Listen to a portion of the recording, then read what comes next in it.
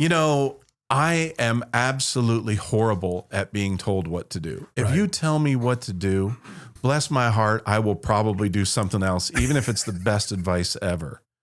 And so I think it's ironic that I wrote a self-help book, but I wrote a self-help book for people like me. Right. I never in that book really tell you what to do. This is the Mostly Middle Tennessee Business Podcast, a podcast about Middle Tennessee business owners and professionals. Mostly. I got to say, it's a little intimidating having you in here with me because, we're doing video and stuff like that and on this podcast. But, dude, you've done some video in your life. You've done quite a few things. Yeah, I am a little intimidated here, man. Yeah. A little inadequate. Is this kind of jankety to you? Is this no? Actually, you got a nice looking setup. Yeah. Well, thank you. Appreciate that. I'm not fishing for compliments. I want you to tell me. How can I improve it? We are going to be improving the studio. I'm going to bring the drapes all the way around and uplight them so you got some colors going on and all that kind of stuff. But yeah, there you go. So yeah, this is the Mostly Middle Tennessee Business Podcast. I am your host, Jim McCarthy with Jim McCarthy Voiceovers and it'syourshow.co. This is coming from the Christian Brothers Automotive of Spring Hill Studios and powered by Muletown Bikes down there on the Columbia on the square. Over at Christian Brothers, go check out my friend Jason Miller. He's a great dude. They do really honest work. They're very upfront, shoot straight with pricing and all that fun stuff. And Vinny over at Muletown Bikes. Have you tried the e-bike thing yet? Have you done that? No. It's blessed. Okay. It's good. For guys like us, when we want to work out, you want to look forward to it. Yeah. I'm at that age where I just want to look forward to it. I'm tired of doing the things that you have to do. I just want to do the things I want to do. I totally get that. And there's a lot of hills around here, and e-bikes come in handy. Yeah. So people make fun of me for it, but who cares? I just moved away from downtown. Maybe I need one. Whereabouts are you now? I'm in Hermitage now. I just bought a house with 9 acres. Oh, nice. Yeah. Very cool. So right around your property. Yeah. A lot of hills or? No hills. No hills. It's all flat. No. Well, there you go. Today's guest is Mr. Scott Scovill. Present. And you are quite a notable, legendary businessman here in Middle Tennessee for a good part of the last 35 years, I would say, right? Well, thanks. I don't know about the legendary, but yes, I've been here. I have been seeing your name since I've been here, and that's 20 years. Yeah. And you're somebody that I tried to meet at one point in my life, but I didn't. Maybe I just didn't try too hard. But hey, it's kind of cool. You guys reached out, and I get hit up by a lot of PR firms as it is. Mm-hmm. As soon as I saw your name, I'm like, absolutely, let's get him on. Cool, thanks. Yeah, of course. So you started out, you and I, as we find out today, we're meeting for the first time. We're from the same neck of the woods. Yeah. Northeast. Yes. Damn Yankees. Oh, you are damn Yankees. Damn. So tell me, business acumen wise, you have a story. We all have stories, origin stories, things of that nature. How did everything begin? I mean, who were your mentors? You built a hell of a business down here. Thanks. I call myself a bit of an accidental entrepreneur. It's not something I ever set out to do, but I think that it's been talked about a lot, but the story starts with me in high school. I graduated pretty much last in my class. Mm-hmm. I found myself unable to do homework. I would have an anxiety attack every time I tried, but this was a long time ago and people didn't have psychiatrists and know what anxiety attacks were. You were either a good student or a bad student. I was a bad student. I was the one who didn't pay attention. Yeah, I didn't do much of that either. I daydreamed. Yeah, and I didn't do my homework, right? So I scraped through, and then I get on to, for some reason, I go to college, thinking I'm going to double my efforts and be fine, and I wasn't. Sometimes things will just change. Yeah, and I flunked out of college, and I'd been on a date with a girl that was killed in a car accident, and I'm flunking out of college, and I started seeing a psychiatrist, and which wasn't that normal back then, but he diagnosed me with a fear of failure that was so extreme, he said it would be easier for me to grab a hot stove and hang on than to actually try, because I was so afraid of failing. So ironically, I was failing because I was afraid of failing. So that low point in my life where I'm actually now failing out of college because I'm afraid to fail.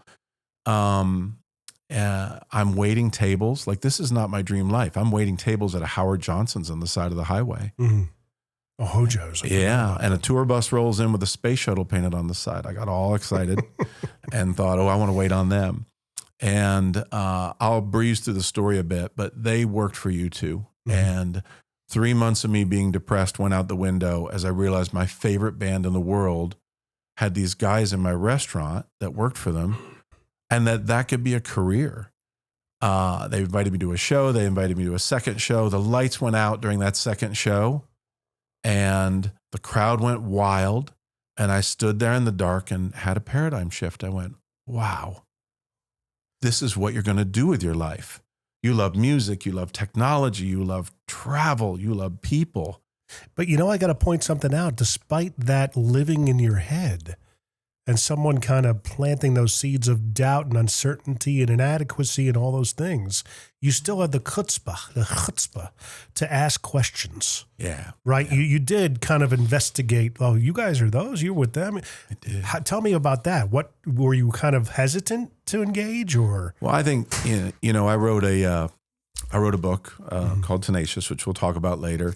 But the first step is to just feel like you want more and that there's more out there. And I think I've always felt like there was more out there, and I didn't know what to do about it. And I was lost. And in that moment at that U2 show, thank goodness that I had this drive, all this bottled up energy. I suddenly had a place to point it. I had a dream.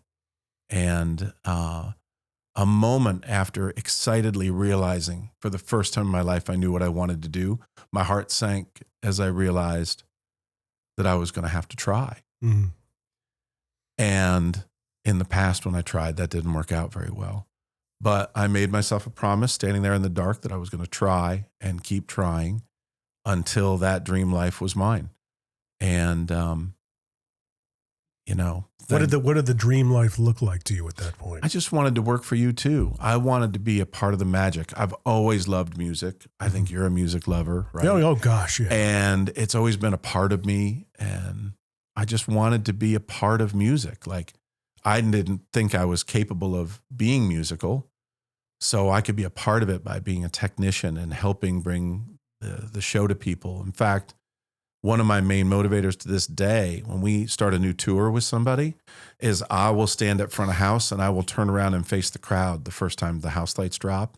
And I'll close my eyes and listen to that roar and remind myself that what we do for a living is make a lot of people happy. Mm-hmm. And that's that same roar I was in that night at U2. Like, I could do this. I could make people happy and be a part of music. And that just sparked enough desire and drive to actually start overcoming my struggles.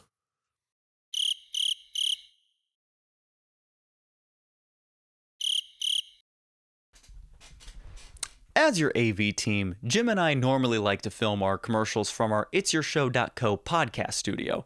But this week we ran out of time because we're working on some projects that we are very excited to share later on. But while I was working from my home studio, it got me to realize that we can film your show from just about anywhere. Want to film a special episode of your podcast in a new location? We can do that for you. How about creating your short form video content at home or in your office? We can do that for you. What about learning all the drum parts for your Huey Lewis and the News tribute band and absolutely rocking the stage at City Winery? Well, really only one of us can do that, but he can do it really, really well. Whatever you want to film, wherever you want to film it, it's your show. We just produce it for you.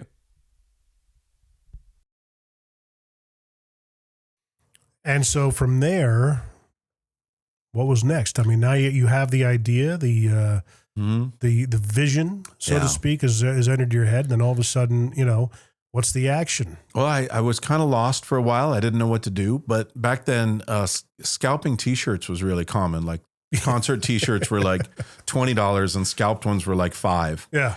And I didn't, $20 is a good deal. I didn't know. Yeah, now it'd be a great deal. But I didn't know that wasn't really ethical. And I bought a scalp t-shirt that had, and I sat in my room kind of dejected 3 months later. I looked down at my t-shirt and it had the tour schedule on the back. And I realized looking at that t-shirt that U2 would be back in the area in a couple of weeks. And I didn't really have a plan, but I said, you know what, I'm going to be there. So that was first step. But over the next 2 weeks, I formulated the worst plan in the history of music. I decided I was going to quit my 3 jobs, actually leave college, which was flunking me out at the time anyway. So that wasn't a tough decision. Was that one of the jobs? No. What were the 3 jobs? I was a ski instructor. Nice. And I did like maintenance at a big plant, a manufacturing plant. And then weekends I worked the Howard Johnsons. So maintenance.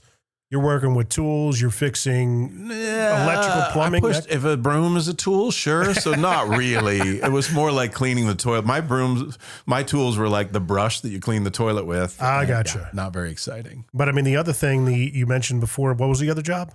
Ski instructor. That was a lot of fun. I bet. Which resort? Jiminy Peak. Ever heard of it? Jiminy Pretty Peak. Big mountain, but a family mountain. I do. Yeah, I taught there for 3 years. In my radio station days, we might have taken the ski bus with some listeners up there. Yeah, back in the 90s. Maybe not in the 90s. Late 90s. But I taught a lot of lessons back then, back in the day.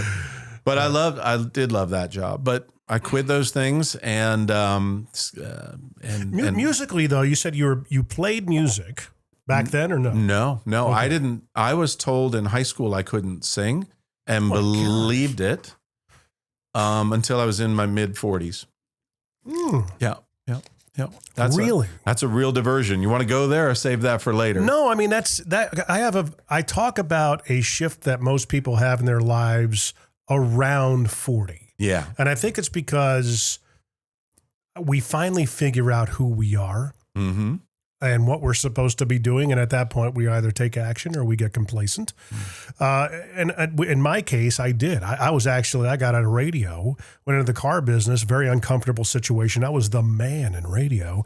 And then going into the car business, I had to learn everything all over again, but it gave me a lot of business savvy and then encouraged me and helped me in my years after that, becoming an entrepreneur.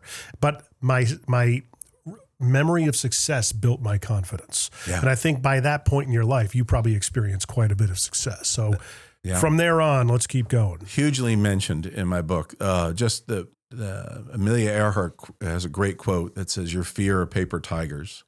They aren't real. Right. They look scary, but as soon as you get close, you realize they're nothing. Right. And as soon as I started trying, I realized this wasn't a big deal. So I sold my stuff and showed up and was there a day early, met up, waited for the crew in the lobby, saw them walk in, went up to the guy perceived was kind of in charge and said, hey, I'm going to sneak in every day and work for free. I just want you to know about it so you don't think I'm doing anything dodgy against you. I know you have stagehands, so it's no big deal to have one more. Yeah. It's going to be me. And he told me I was nuts and I'd never get in. And I said, I understand. But while I'm doing this, I just need you to know so you don't think I'm out to do anything bad for the band. And he goes, well, you'll never get in. And he was wrong. I lived in my car and ate crap food and drove all night from gig to gig for 5 weeks and snuck in every day and worked for free on the Joshua Tree tour. Wow. Yeah. Almost got arrested 3 times getting in, but almost doesn't count. What about a guy like that? Was he in charge? He was one of the main guys. I don't want to say his name because I looked for people in the book to like talk to him and say, hey, I'm going to talk about you. Yeah. He's one of the ones I couldn't find. And he's an older gentleman now. Yeah. And I was really sad about that. So he's in the book a bunch, but there's kind of an amalgam of a couple of people I couldn't find under a pseudonym, right? Yeah. But some of the people are named, and I definitely had a great time catching up with a bunch of the crew from U2. But how would you handle that situation now if you had to do it all over? If I had to do it all over, it wouldn't work today. It just wouldn't work today. Just going up to you like, look, what's the one thing I have to do to start doing this? I want to start doing what you're doing. Yeah. How do I do that? Well, they offered me advice at every turn. Oh, right? really? And I don't want the advice. I don't like that advice. I wanted to work my way in. You know, I am absolutely horrible at being told what to do. If you tell me what to do, bless my heart, I will probably do something else, even if it's the best advice ever. And so I think it's ironic that I wrote a self-help book, but I wrote a self-help book for people like me. Right. I never in that book really tell you what to do. Yeah. I tell you what I did, and I let you learn from my story, and what worked, and what didn't. And you can learn from the stuff I did right. Yeah. But more importantly, you can learn from the stuff I did so wrong. And I think my guests did the same. And so it's a self-help book that doesn't beat you over the head with it. And if you're watching the podcast, it's actually in my shot. I'm pointing to it right now. It's over my shoulder. It's in the place that I typically have pendulum, if you watch the podcast. So it's yellow cover with, looks like light blue lettering on it, called Tenacious. Yeah. So there we go. That is... I like your story because you, as we learn about each other, again, we're meeting each other for the first time. We are very similar. You're just a lot more successful than I am. And I started later, I think. I did I trailblazed in a sense going into an industry in radio that wasn't, my parents were like, what are you doing? You're supposed to go to college. College didn't work out, you know. I did okay in high school. My modicum of success in high school was an accounting class that I did ravingly great at. That made sense to me. And then it was, hey, well, it's obviously I got to become a CPA. Dude, people who know me, I asked my son the other day, I said, dude, can you see me as a CPA? He goes, no. I said, exactly.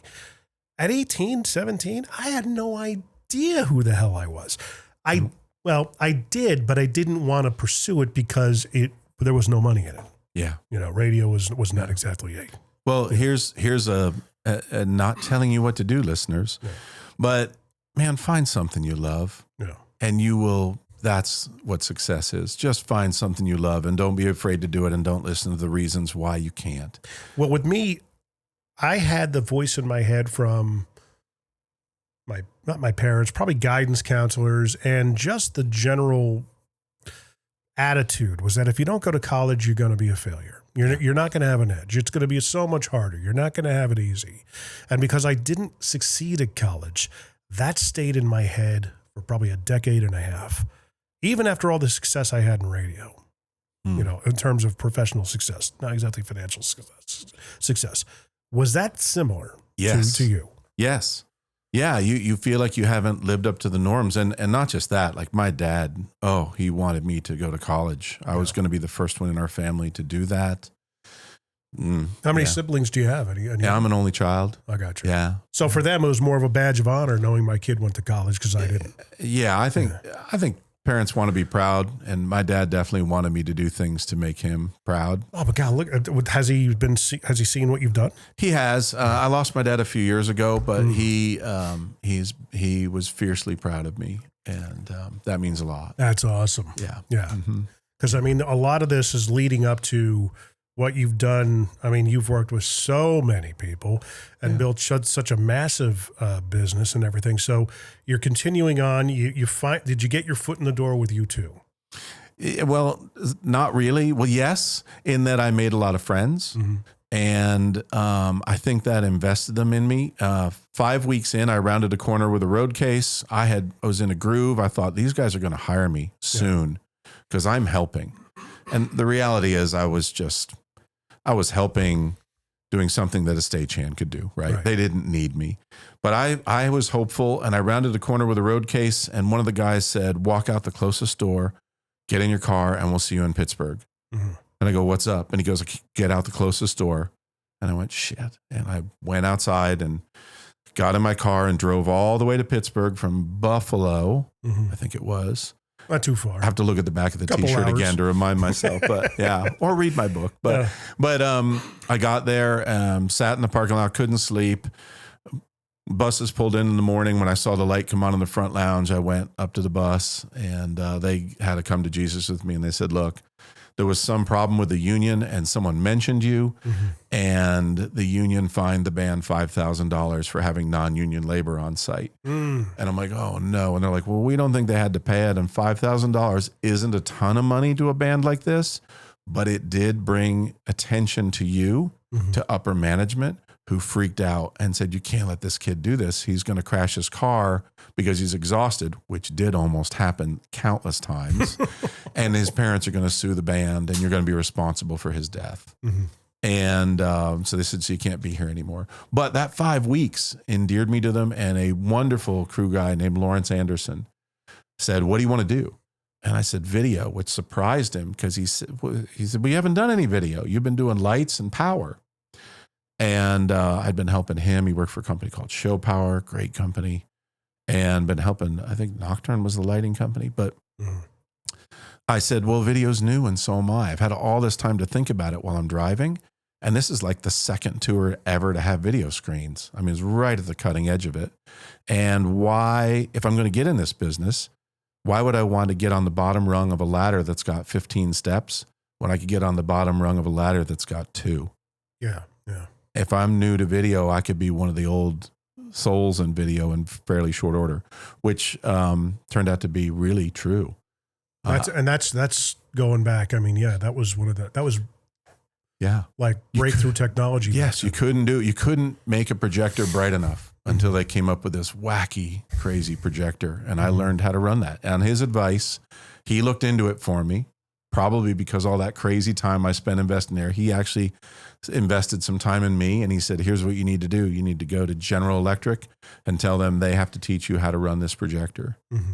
And that's what I did. And that got me work. So somebody told you what to do and you did it. And I did do it. I did do it. He gave me a path. Yeah, I did. Yep. Maybe I'm not completely hopeless.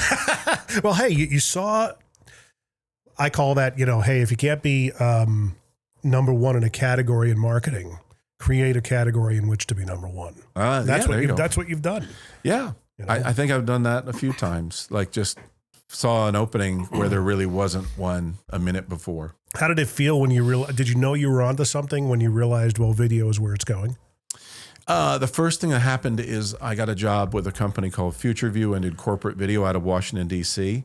And I will say that is one of the most trying times of my life. Really? Because my fear was fear of failure. And suddenly I was being asked to learn and be responsible for technology on shows. And my anxiety attacks were pretty brutal. Mm. I at times hid under tables in ballrooms to cry. Mm. Like I was a wreck. Like I was falling apart. Not all the time. If you ask any of my coworkers, they might not even know about it. But I was dying. And simultaneously, the whole reason I was in this was to be a part of music. Yeah. And here I was sitting in a ballroom wearing a suit and a skinny tie with someone going, and if you turn your attention to the screen, you'll see how our software will change your life. Yeah. Play, dissolve. Like it wasn't what my dream was, but it's what I had to do to learn the technology. You're building the foundation of the house. Yeah. You're just learning all the stuff you needed to, you got to do something, man. You got to get the reps in, right? Yeah. Like I talk about it in the book, and my friend Cameron Harold, who's the entrepreneur in the book, I have all walks of life in the book just talking about being tenacious. And he says, it's like being a fly on the windowsill. You can see exactly what you want right outside the window. And if you keep smashing your head against the window, you want to be the fly that flies around the house to find an open door or an open window. Mm-hmm. If you keep smashing your head against the window, you're just going to end up dead on the windowsill. Dr. Phil moment. How's that working out for you? And so if I kept trying to be on the U2 tour by just sneaking in, that would be smashing my head against the window. Right. So I went around. I flew around the house, if you will. So not being aware that, hey, and that's understandable. Because I mean, I was there as well. I thought I wanted to go into television because it paid better. Mm. And because Bristol was up the road from us and ESPN was there. Yeah. I didn't want to go radio route. You remember Connecticut School of Broadcasting? Does that ring a bell? No. They're out of Farmington in Connecticut anyway. I went there. Huh? That's what took the place at college. Thank you, Uncle Joe, for paying the tuition for that. And it's really windy outside, just so you know. That's why the door's slamming. Yeah. And that was where I really realized, okay, this is what I'm supposed to do. I get this stuff. This is me. And then the station that hired me and really I cut my teeth was a station I swore I'd never work for. The home of rock and roll, I-95, 95.1 FM. You might have gotten them up in Albany area. But they, I was there for 3.5 years, but before that, I worked for a country station in Hartford with always eyes on the prize for ESPN until I just like, you know what? This is going here. The radio thing seems to be working. Let's work with this and figure it out. Yeah. And I'm glad I did. But I mean, it's those little nuances of awareness, you know, because I mean, eventually the pain of working in corporate video prompted you to make some sort of a change, I would think. Yeah. Well, you know, and I talk about this in the book, but you want to have a goal.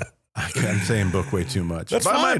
Buy the book. You have an audio book Don't tell version? me what to do. Not eventually, probably, but that actually hurts your sales. So they told me not to have one. Really? Yeah. And we're gunning for the New York Times list.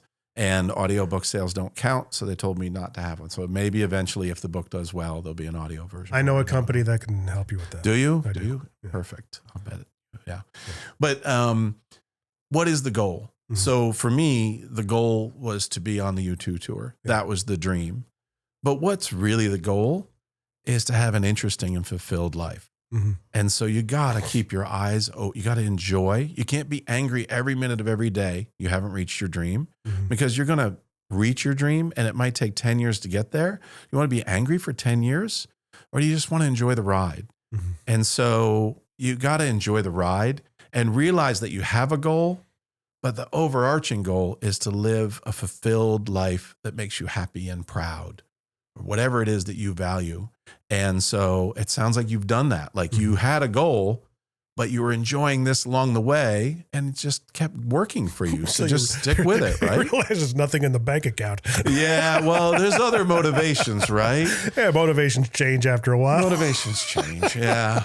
It's nice when both of those match up, where you do what you want, nice, yeah, and you make a good living. Well, that's what this point of our life is for, right? Where we've actually got a little something in the bank, right, and we can, yeah, it's a little bit of do what we want. We can write books instead of, you know. I remember the point I was working as an electrical apprentice. And it was a great company to work for. I have no bad blood towards them. Ross, everybody at Rizzo Electric and Nikon, I love you guys if you happen to watch this. And that was probably, I was not even 20, maybe 20 years old at that point. So over about 30 years ago. But that was a great skill to learn. But I knew, my brother told me once, look, if you're getting up every morning wondering why you have to go do what you're about to do again and not feeling it, you need to make a change. Yep. And I was really good at doing the electrical work. It was a little bit of enjoyment and everything like that, but I knew it was like something in me, like you're meant to do something else right now. And what's frustrating is that you're not doing it. And they came up to me on a job site and said, listen, we love you and everything. We gave you a couple of raises. We're trying to take care of you, but you got to make a decision, either adjust your attitude or, you know, figure something else out. And the guy's name was Don. He was the team lead. And I said, Don, I appreciate this. I'm going to head out. Yeah. That was my moment. Good for you. Yeah. Yeah. And I mean, frustration is fuel. What was that for you though, getting out of the corporate gig? Oh, I mean, I was frustrated and broken and but there was a salesman at the company, Michael, who had been Kool and the Gang's monitor engineer, as I recall. Michael's one of the people I could not find. Michael Seaman, if you're out there, Siemens, man, thanks for being a friend back then. And find me. But yeah, I was like, we gotta get some music, and he got us a gig, and I was so excited we were going to do music, and it was a rap tour, and it was at a stadium in Atlanta, the first gig, and the second gig was in Washington, D.C., which was our hometown. And I was so excited to I didn't know a single song they played, but there were people and they were screaming and it was great. And we were absolutely terrible. Mm-hmm. We couldn't have done that gig any worse. Really? Yeah, we didn't know what we were doing. We were a ballroom company, not a live company. We had these old tube cameras, which just did horrible and without a lot of light, and they didn't provide a lot of light. And at one point, a fan came up to me, and this was such a climax moment for me. I'm like, I'm finally doing music. Mm-hmm. And the fan came up to me and said, are you part of the video crew? And I said, yeah. And he said, you should just turn it off. And he wasn't wrong. And so the next 2 days later, Michael and I have a meeting. We know all the things we could get better at. We're going to use this as a learning experience. We're going to be so much better in DC. It's going to cost a little money. We're going to rent some stuff. We're going to get the right gear. We get a phone call and they fire us. And I'm like, oh no, I'm back to the ballroom. So I took a page out of my old book and took the weekend off. I took Friday off to have a long weekend. And unbeknownst to anybody, went to the stadium in DC and sat outside and watched and snuck into the stadium rap show, which I will say is very different to be just out of high school sneaking into a U2 show when you just have a dream versus sneaking into a rap show you just got fired from. I was like, oh, I'm going to get arrested if I get caught on this one. Like they're going to have questions and I might get fired. But heart pounding, I snuck in and I looked for who was in charge and went down and talked to him for a while. And he said something I didn't like that was insulting. And he was right about most of it. We were terrible. And so he and I started kind of yelling at each other. And this guy named Pete came and split us up. And Pete said, what's going on here? And I said, you know what? I'm yelling at this guy because I'm frustrated with my life. And the guy goes, and he just went like this and said, I'm done with you, and walked away. And Pete said, that's an interesting answer. Tell me more about that.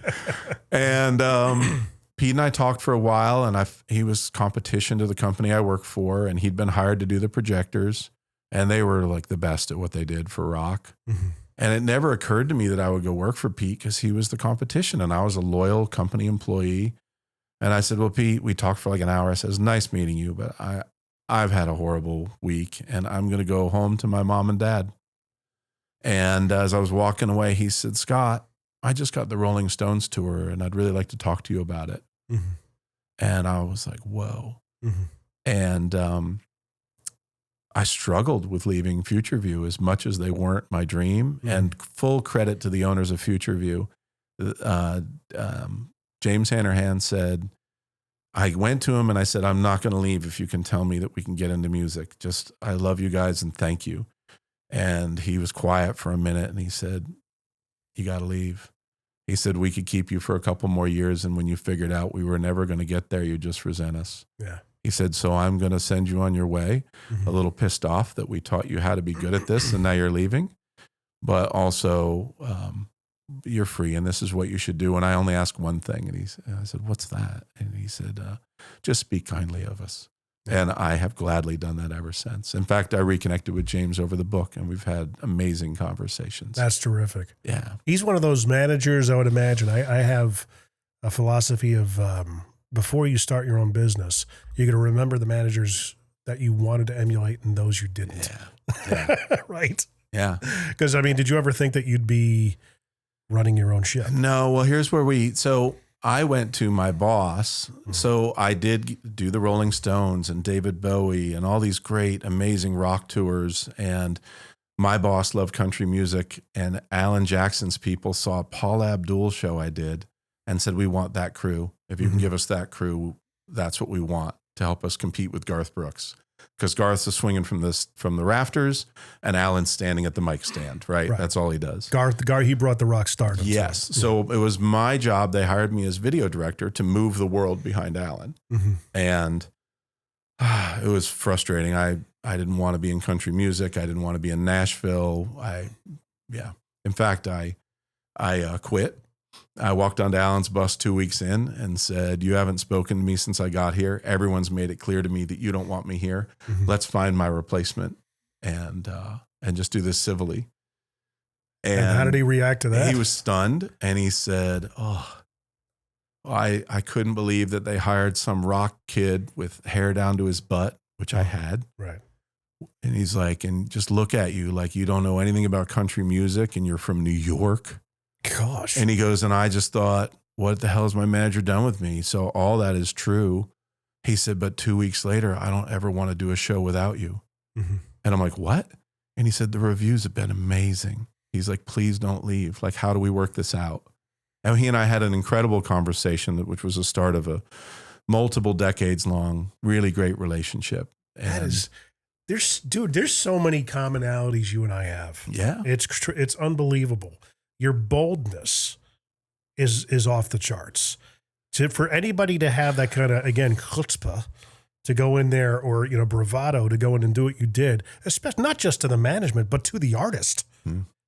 That takes cojones, man. I mean, I did that in the car business only because I knew, going into a situation that I was brand new in, but I was also 37. I wasn't some 20-year-old. I'd been around the sun a few times more than my colleagues. And some of these managers would try and posture to you and, put you in your place.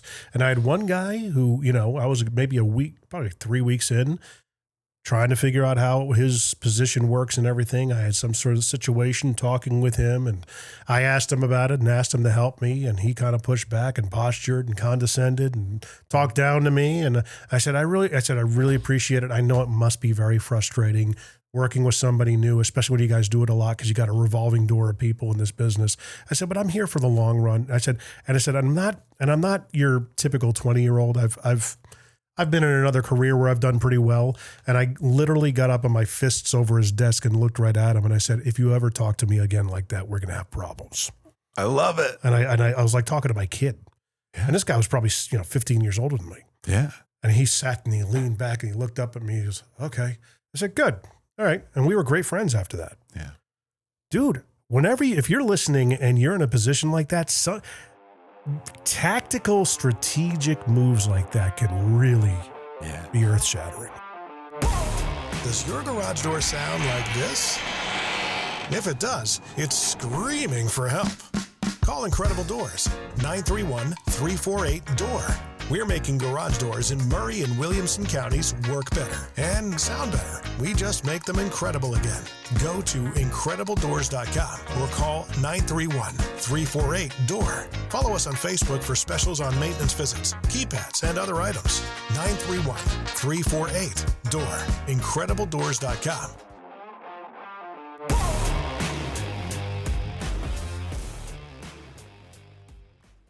Well, you led with the right stuff too. Yeah. You led and said, hey, here's who I am and here's what I'm trying to do. And, I get it. You implied you're painting me in a corner. Mm-hmm. You're putting me in a spot.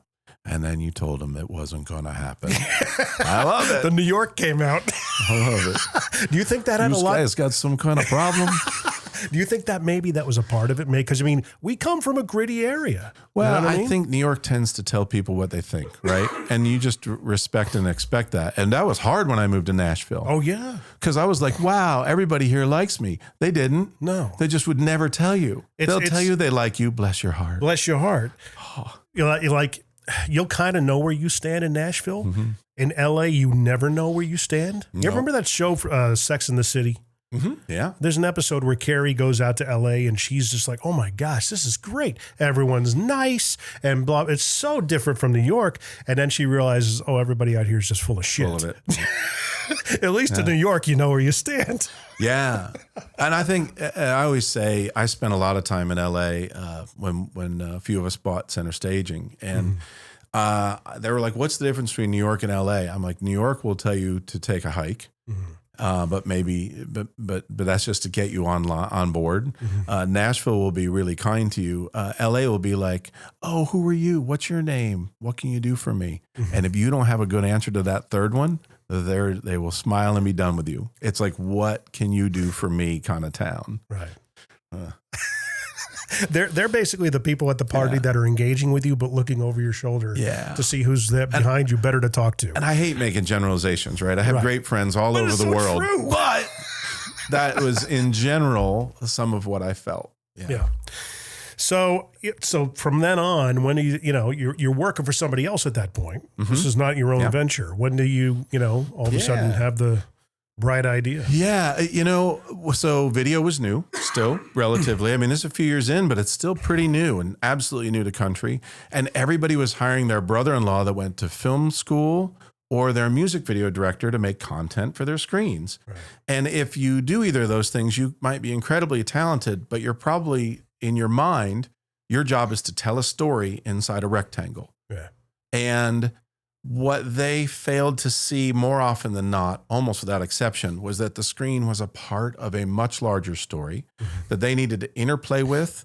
And, if you take something as literal as country music, which tells a story, you hear the line dancing and there's boots going across the screen, and you hear a pickup truck and a truck flies across the screen. And it just it can be so literal, but it can be distracting. And what people didn't understand is that sometimes the screens should be a backdrop, or the very overused metaphor of fire or clouds or colors or even words or even off.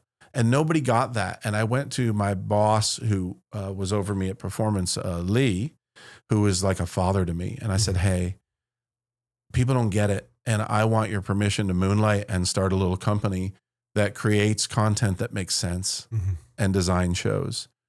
And he told me no. And I was sad. And 2 weeks later, he said, are you still thinking about that? And I said, yeah. I mean, I respect your decision, but I don't really agree with it.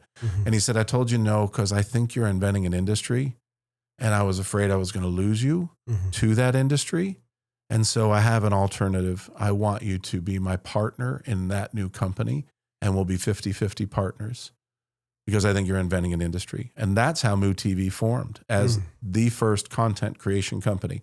There were people creating content, but they were doing lots of other things too. Right. And it was the first company that said, we make concert experiences make sense visually as far as video goes. And so I do think we pioneered. I've been saying it for 30 years and no one's argued with me yet. But as I hit a broader audience, maybe this is the time someone calls and goes, nope, I did it 2 weeks before you.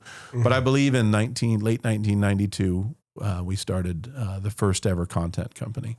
Well, I mean, anybody can come forward and say that, but you were first in the mind. Yeah, which is very important. And I think, and you ask how I, became an entrepreneur. That was the start of it, and then shortly, and that was very successful. People liked that we created just a cohesive thing that made sense. We had the creative and the hardware all together.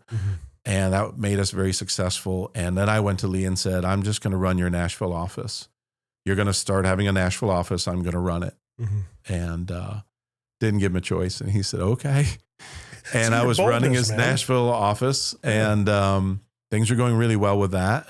And Lee was like a father and an incredible mentor to me, and just someone, he was like a best friend, a mentor, and a father all in one, and my boss. And I got a phone call one day.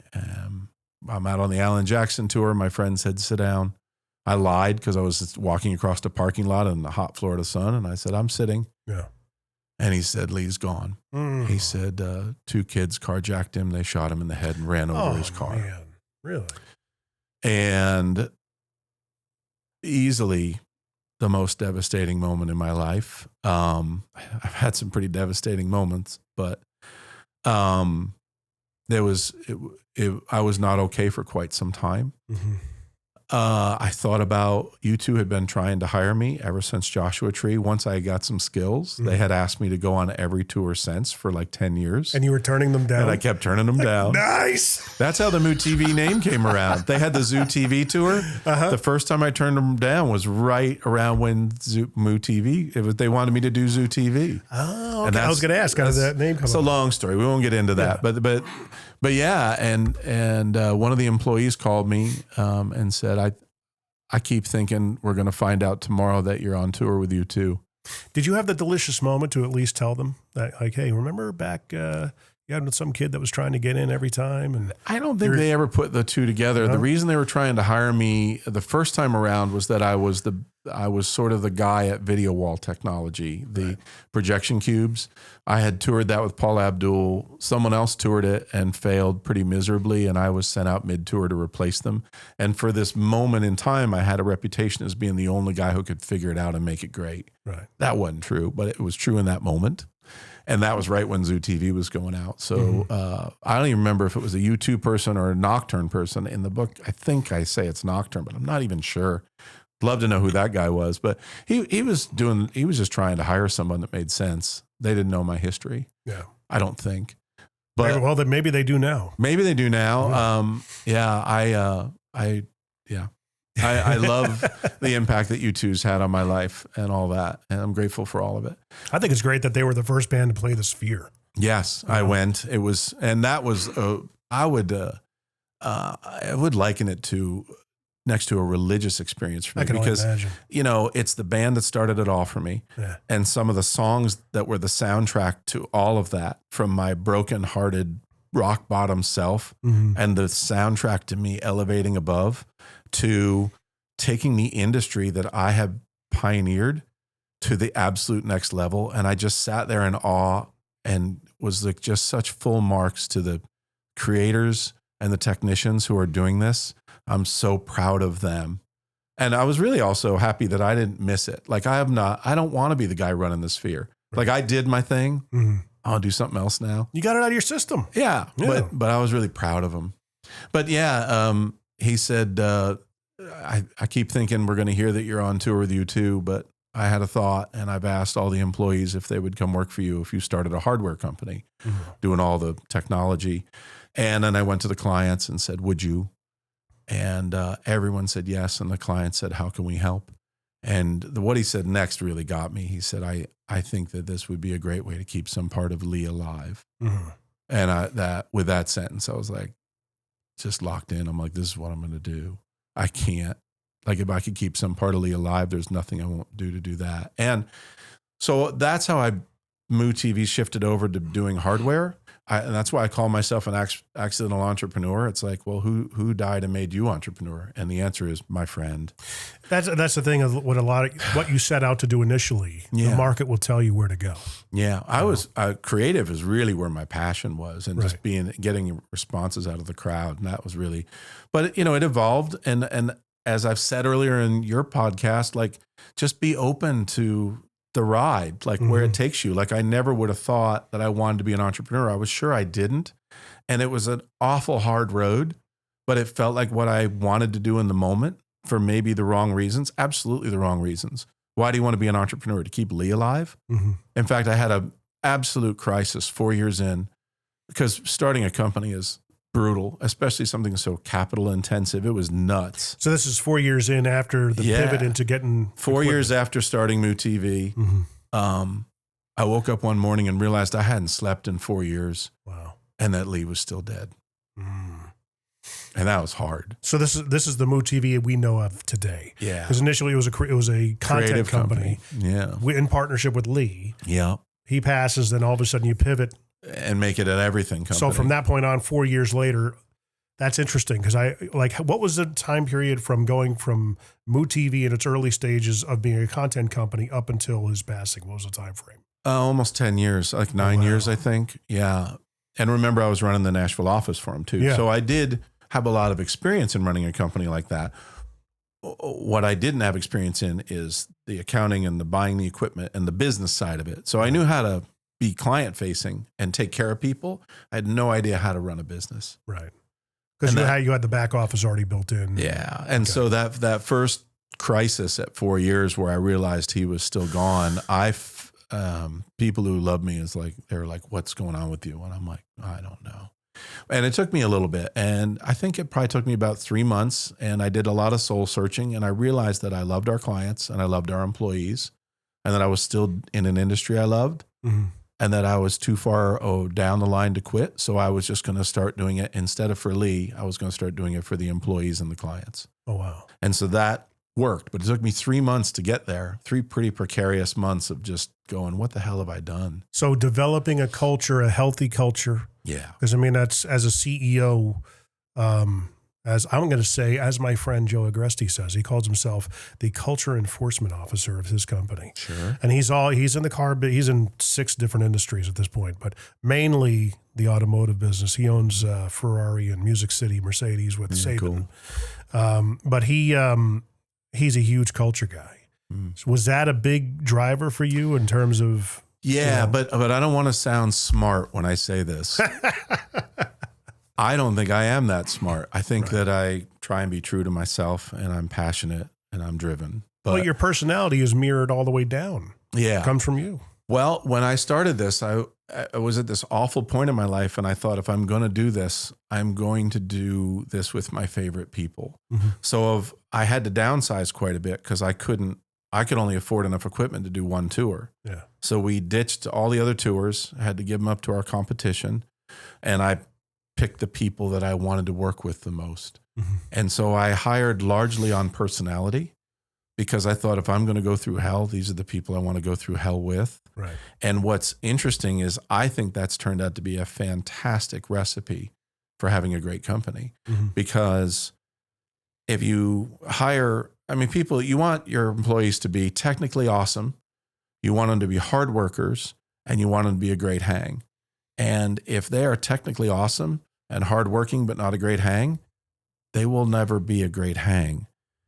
So attitude over aptitude. But if you find someone who's really hardworking and can learn and is a great hang, they don't have to be technically awesome, because eventually they will become that. Right. And so that's what I hired on. I didn't. Did you see it? Did you look at it in that order? Yeah. Oh. It was like, who do I want to spend time with? Mm-hmm. Who will work hard? Who's competent? And will learn, be able to learn. Yeah. And then lastly, how good are they? They had to be somewhat competent. Yeah. But now that we're a much bigger company, I'll hire someone that knows almost nothing about what we do, if they have the other two in spades, because I can put them on a huge tour like a Luke Combs and make them person number 8 on the tour. And I can, a great relationship with Luke and his people and his manager and the production manager. I'll be like, Jerry, this one's a kid. I need you to help me train them, because I think they could be the future of the business. They really impress me. Well, I think the live music industry right now is going to be big. Yeah. Especially with all the AI things that are happening. Yes. Yeah. Crazy world. At the time, I'm as we're talking, I'm remembering, I believe I did reach out to you probably via email, because I got into video production, oddly enough, via radio. When I was working for Mix 92.9 and Jack FM here. And Jack got heavily into video, because it was one of the things that we could do to engage audience, because we didn't have on-air staff. We just had the Jack character. And it was one of those things I'm like, well, who else? And by this time, my entrepreneurial spirit had already been ignited, and I was very bold, and I would do things and ask things.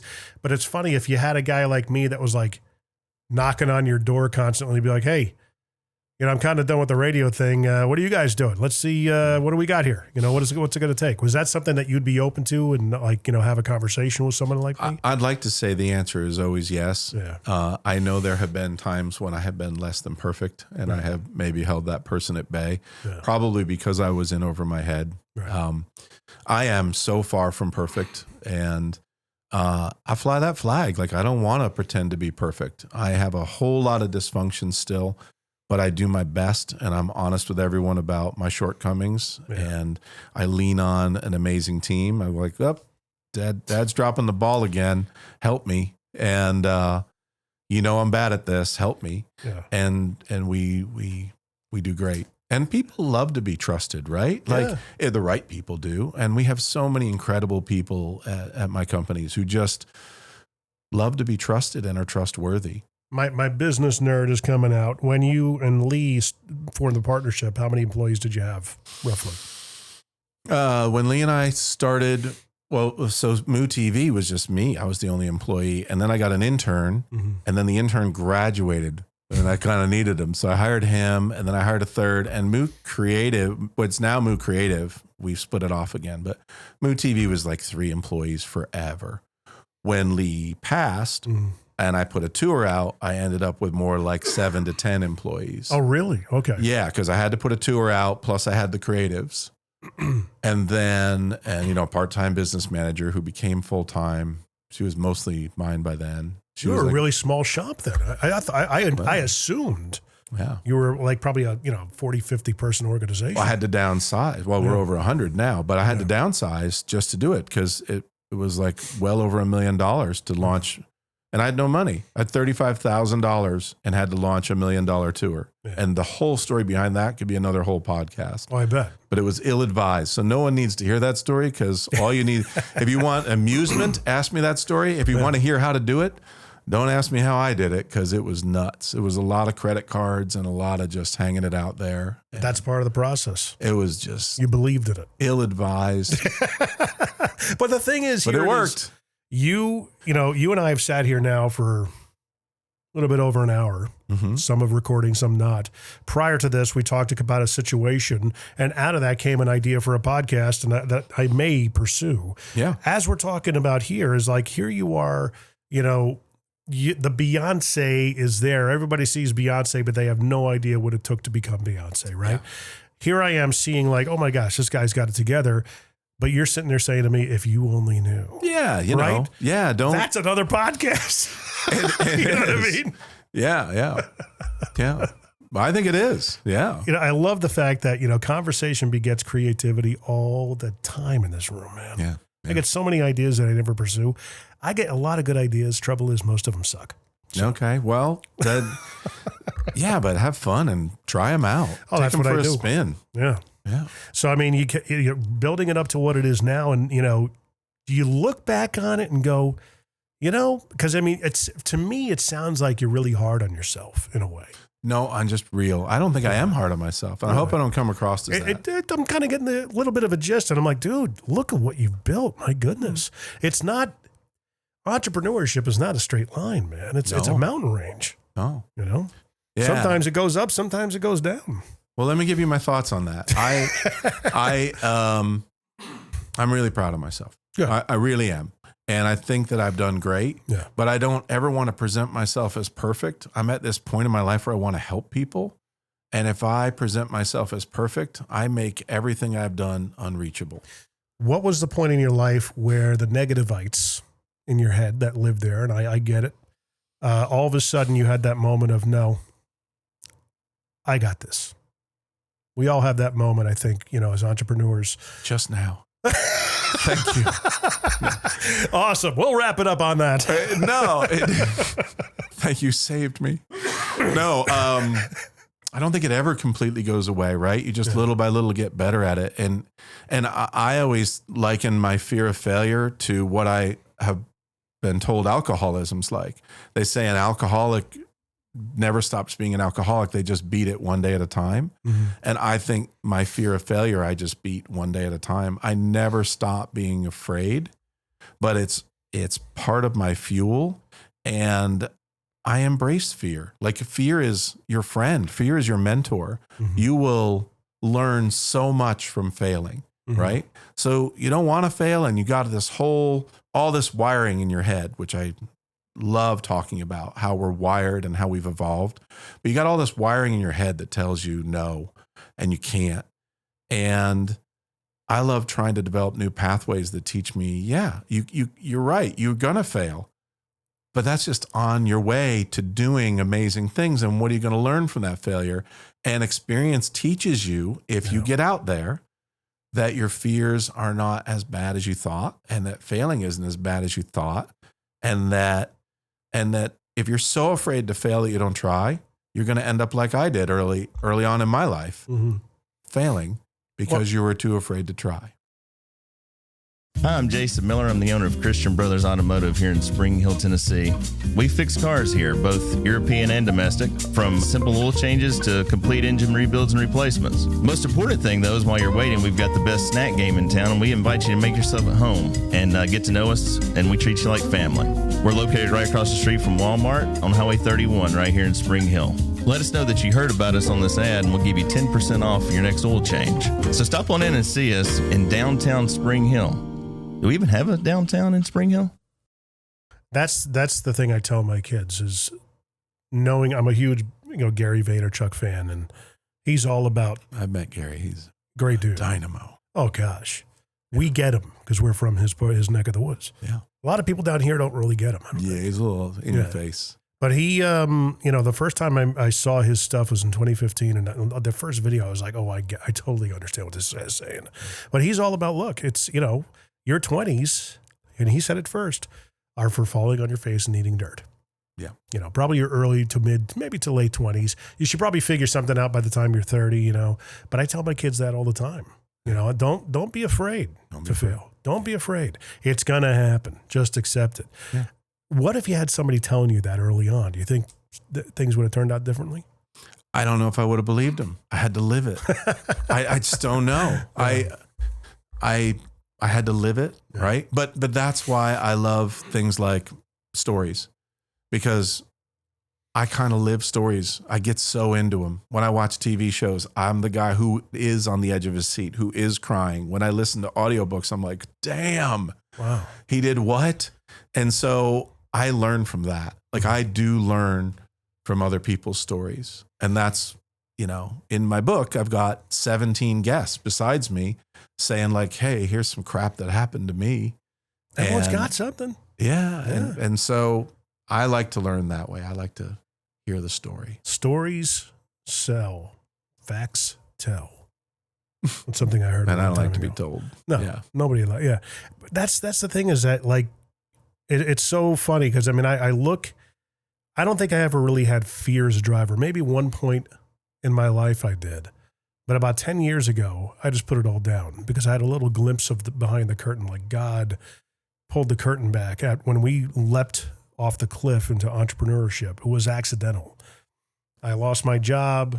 We had a trip to Disney planned in 2 months. My wife's, what are we going to do about Disney World? I said, we're going. We literally had one paycheck to insolvency. How are we going to go? I don't know. We're going though. I'm committing to that concept. We're going come hell or high water. So in a nutshell, well, 1 week turned into 2 weeks because I turned it into a business trip where I shot some video at a dealership down there and everything. But it's like at those moments, I remember like 2016 could have been a terrifying year. It was one of the most indelibly memorable, fun years. We had probably even the subsequent years with our family were so fun. We did a lot of memory making. And that's one of the stories I tell a lot. It's like the paper tigers. Yeah. You just, until you face them head on, man. Yeah. But with the fear aspect, my business partner, John, is right. We're about to put his book out. It's called There Is No Crisis. And as soon as I ever heard him say that's one of our pillars here at the company, look, there is no crisis. We'll handle it. God's in control, man. All right. And there's only so much we can control. Just take one step at a time. What's the next thing to do? Yeah. And it's when you look at it, you reduce it to the ridiculous like that. That's sometimes all you need to do. Yep. I've got a whole chapter on just take a step. Break the inertia. Get unstuck. Oh gosh, dude. Move forward. Even if it's almost nothing, just make a step. And it'll be so much easier to make the second one. And I think that business owners out there need to hear these kinds of things because we're living in an age where I call it the bropreneur. John, my business partner, he calls them hype leaders. A lot of people paint the picture of success of being, you just got to do this. Oh, and by the way, buy my course. Yeah. You know what I mean? Yeah. Those guys that are out there that want to make it look easy. Hey, look at my G-Wagon and my money and I'm flashing it on the bed and all the things. Yep. I think a lot of business owners start feeling very inadequate. Well, that's not happening to me. So there must be something wrong with me. You know what I mean? Yeah. Well, that takes you back to why I I just feel like I ought to present myself humbly. Like I think those people with the G-Wagons with all the following, they're what they really want is for them to be successful. Adoration. And I've been successful enough. I want you to be successful. Yeah. So I don't want to appear untouchable. I don't want to tell you what to do. I want to tell you what I did and encourage you to just get out there and do it. What's your next stage of life going to look like? What do you want to do? We're always in evolution, right? I always love the idea that all of our cells die and that we are literally not even one bit the same person that we were 10 years ago. And I look back to the kid I was, and that kid is like an acquaintance of mine. Yeah. I'm not him. And 10 years from now, I won't be this me. And I'm glad we're doing this podcast because 10 years from now, I'll listen to it and be like, oh, it's a moment in time. I didn't even remember that guy. He's not me, but I remember him. Yeah. And so I love giving back. That feels right for me. I like empowering and helping my employees do well and letting them make decisions. Those mountains I've climbed so many times are not as appealing.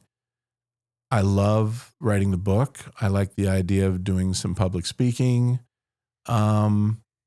And then more selfishly, I love making music. Yeah. And so announcement coming up. I do make music for fun. That is my hobby, and it's gotten pretty serious. I might have a major announcement for June. I might be opening for a big act. Good for you. In June. I can't talk about it just yet. Yeah, you need a drummer? Stay tuned. Yep. I got one. And he's Swedish. I pick him up over that. My whole band's Swedish. Oh, really? I only perform pretty much in Europe just to keep it separate. I play with Huey Lewis in the News tribute bands. So. That's it would be really fun to do something sometime. I did that. I was here in America. Sure, be my American drummer. Sure, I could do it. Yeah, that'd be great. It'd be fun. Hey, So yeah, I'm have available. fun. I think on a broader sense, in a lot of soul searching I've done, particularly since the pandemic, and some stuff that happened afterwards that you'll read in the book that I'm not talking about yet. There's a big secret in the book that is nobody knows. Oh wow. I was like, who is Scott and why the hell is he here? And all those existential things that can happen when you're older. And I'm here to enjoy as much of this life as I can and experience it. And so enjoy is great. Experience it means the bad stuff too, the hurt, all of it. And then part 2 of that is to share my experience with everyone else so that they have an easier go of it on their path. Yeah. Well, right on, man. Where do you see the industry going? There's all this consolidation, right? So that's interesting and challenging. Everybody keeps buying everybody, kind of like there just aren't many independent companies anymore, but we're one of them. Moo TV is completely owned by me. Yeah. And so everyone keeps trying to buy companies. I do get offers every now and then, and none of them seem to make sense. And that's not to say one wouldn't someday, but I would imagine that your sense of loyalty would get in the way. Absolutely. Some of the people that have reached out, I think, do I want my employees to work for them? And if the answer is no, then the conversation's over. Yeah. And I think that all the fun I had making all the hard decisions at Moo TV. There's a guy named Travis who's doing a great job at that right now. Mm-hmm. And I want him to have the opportunity to do those things. And I want to help him as much as I can and yet watch him do his best and fail and win and all that. And it's fun to watch that. Kind of like sitting at that U2 show. I was so stinking proud of the creatives and technologists who made that show happen at the Sphere. That feels good to me. I mean, I had breakfast with Travis this morning. He's doing a fantastic job, and he makes me proud. It's fun to watch. Very cool. Do you think Nashville's is it becoming less of a music town? I mean, it's becoming so much bigger, right? Yeah. And so, I do think that's true. And I think music is also consolidated greatly. If you work for a record label in the past 20 years, you would agree with that. Radio stations. Right? You're either one of 2 companies own your radio station. And one of them apparently announced bankruptcy today. I just found out. Did they? Cumulus. Did they really? Yep. Oh, that's interesting. That's not surprising. I think iHeart's next. Yeah. Wow. So more consolidation. And then I think they're going to start selling off sticks. Yeah. Pennies on the dollar. It'd be great if there was more independence, but I suspect somebody big will come in and get as much as they can. And of course, there's always but what are the rules today? And what will actually be enforced? So, well, it's a couple, like about 2 months ago, one of the podcasts I produced was with Johnny B, who was with Phil Valentine for many, many years. Mm-hmm. And we talked about Gene Simmons came out and started talking about how radio needed to start paying royalties, not just to the songwriters, but to the artists. Mm-hmm. And, everybody in radio is going with what, dude? With what? Yeah. But I'm like, he's too smart a businessman. He's playing 5D chess. There's something up his sleeve. He knows radio it's like getting blood out of a turnip at this point. What's his play? And it's maybe to force the hand of these big ownership groups to relinquish and make more local, more mom and pop radio again. And obviously podcasting and digital things are going to play into that. Yeah. But it's interesting to see how that we are definitely, people took the chessboard and went and threw all the pieces up in the air right now. But I feel like for music, it's been happening since the late 90s. Yeah, I agree. Since Napster. And it's happening in my industry. The consolidation is massive. Yeah. And it'll be what it is. The concert experience is becoming more and more important. It is. Because now you're going to have to, even though you can go to Vegas for the Sphere, those, I'm pretty sure you're well aware that the evolution of that concept will likely find its way on touring acts. Yeah. Some evolution of that will. Yeah. Yep. So through multiple spheres or who knows what. Create the new category to be first in. Maybe. Or maybe let some other kid do it and be proud of him. Probably the latter. Been right? there, done that. If I wake up every now and then I wake up with an idea and I sit straight up and it's an idea and I run with it. Probably not. We'll let some kid do it and I'll be having fun opening for some act in Europe and hanging out with my band and my lady. My brother is, he kind of did the traditional path. He became an attorney, but both of us were musicians from early on. I like I said, I took the less worn path of going in the radio and, disappointing my parents. My brother, he went to college. He was, successful in college, got a business degree, had an incident that spurred him to go to law school and so on and so forth. But was always, well, what if I pursued music? Because he was, among the two of us, definitely more musical than I was. I knew I was a drummer when I saw MTV for the first time. Actually, when I saw Sandy Gennaro play Money Isn't Everything live with Cyndi Lauper, was the video that I'm a drummer. I knew it. And it's funny because I'm friends with him now.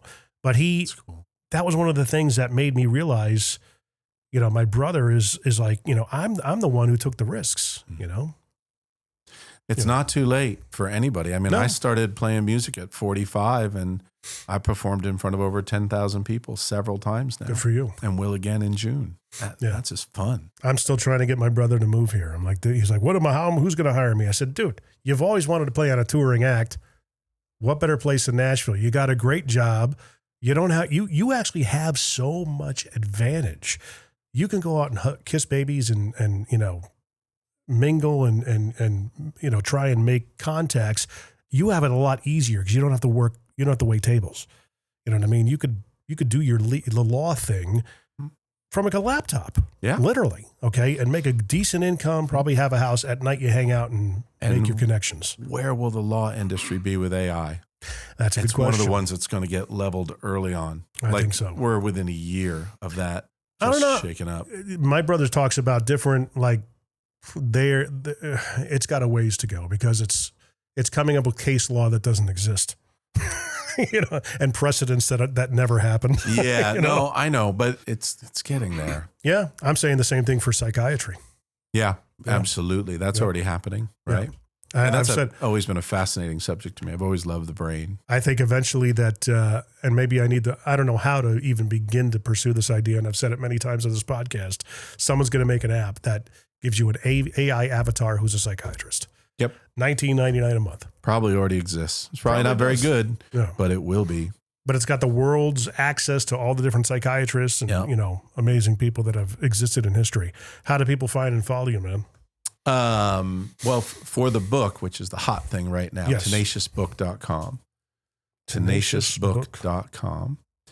ScottScovill.com. Currently being updated. That's pretty outdated right now, but tenaciousbook.com is current, and soon Scott Scovill will be current. Amazon.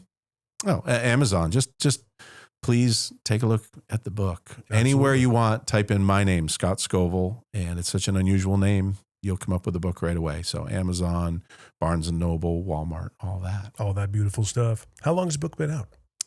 The book comes out April 7th. Okay. So you can order it now. And I'm encouraging everyone, please order it now because all those first week sales count towards whether or not you can be considered for the New York Times list. And that's what we're gunning for. Nice. Yeah. Well, there you go. As usual, all the information, all the links will be in the description. Please reach out to Scott, follow him, buy the book for sure. And if you're interested or you know somebody that could get something out of this podcast episode, share it with them. I encourage that. Everything can be found at mmtbp.com. And if you want to be on the podcast, there's a link there that you can apply to be on it. That would be wonderful. Man, what a conversation. I really enjoyed it. Yeah. It's really good getting to know you. You too. Yeah. It's about time. Yeah, it is. Thanks for being on, man. No, thank you.